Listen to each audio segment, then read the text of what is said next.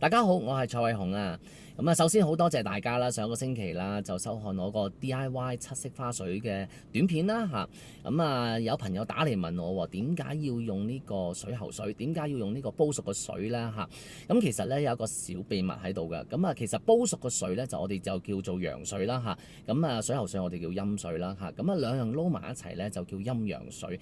咁陰陽水個力呢，就比一般嘅水呢，就大力好多嘅，係嚇。咁啊，當然啦，咁就揸正嚟做嘅話呢，陽水其實呢就係呢個端午節啦，午時去取嘅水啦嚇。陰水其實呢就係一啲未見過光嘅水，例如好似喺井裏邊嘅水或者喺地下通道嘅水啦，我哋就叫陰水。咁啊，講真啦，其實香港地方剪輯邊有咁多地方可以俾你儲到個陽水，同埋你去邊度揾啲陰水呢？係咪？咁我喺下一條片呢，就教大家點樣用一啲代替品嚇，就去做呢個陰陽水出嚟，去除自己嘅霉氣同埋一啲唔好嘅運氣嚇。咁啊，希望大家繼續收看啦，多謝。